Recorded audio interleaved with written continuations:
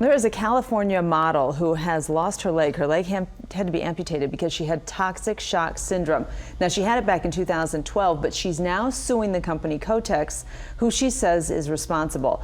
So it is now making headlines because this model is being very public about it. And we want to talk about tampon use. We want to talk about toxic shock syndrome because this is something that doesn't get as much attention as it did back in the 80s. Dr. Deena Horowitz, founder of the Center for Sexual Wellness in Farmington Hills, is here with us. So, Doctor, thank you for being here. My pleasure. Let's go ahead and show a picture of this model because it has taken her, it's been quite a journey for her in coming forward with her amputated leg and dealing with, first of all, that, in addition to her sickness. And she believes that Kotex is to blame. Tell us, how does toxic shock happen? Well, toxic shock happens in only about 20% of the population.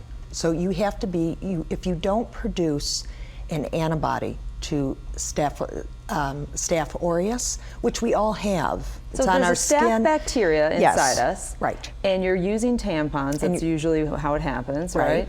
And then that staph, somehow you get a buildup or something, and the staph bacteria flourishes. What happens is if you're susceptible, you start producing an endotoxin, and you don't have any protection against that endotoxin.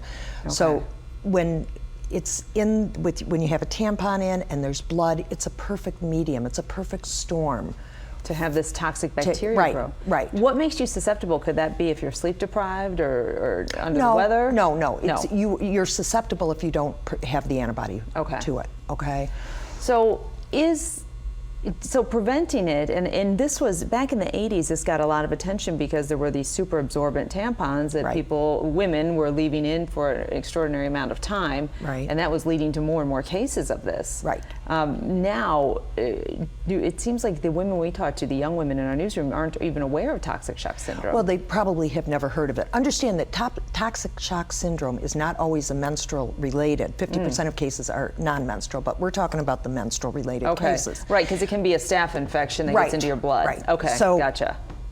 In the menstrual related cases, it's really important that they change their tampons every 3 or 4 hours.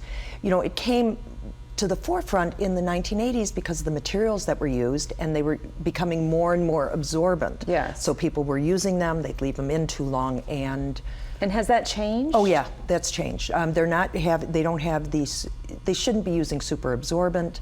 People, I think even the young girls know that they have to change it every 3 to 4 hours. Their mothers tell them, you know, maybe they've heard of it. Okay. And they really shouldn't wear them at night because that can be a long time. You know, for a 18-year-old girl, she can sleep for 12 hours. You know, so you really should use pads at night. Okay. Yeah. So sleeping in a tampon was one of the things, was one of the red flags that they said you've got to be. Right. You can't do that. I mean, the incidence has gone down to about 1.8% mortality from about 5.5% in the 80s. All right. And as far as this model, so the toxins get in your blood. It can be fatal, as you say. Yes. But she had to have her leg amputated. She did. You know, when you look at her case, she had not been feeling well for about 3 days. Okay. All right. So, and what happened was her blood pressure probably dropped. And I don't know this woman, and I don't know her, I don't have access to her medical records.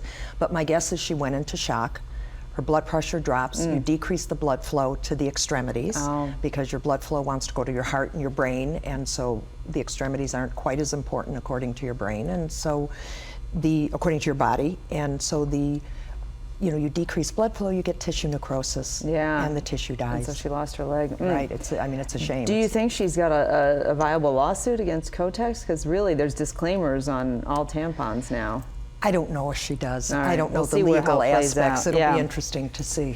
All right, Dr. Deena Horowitz, thanks for being with us this morning. Very welcome. I know it's kind of a difficult topic to get into, but we thought it was important, especially to share with young women. It's a very important topic.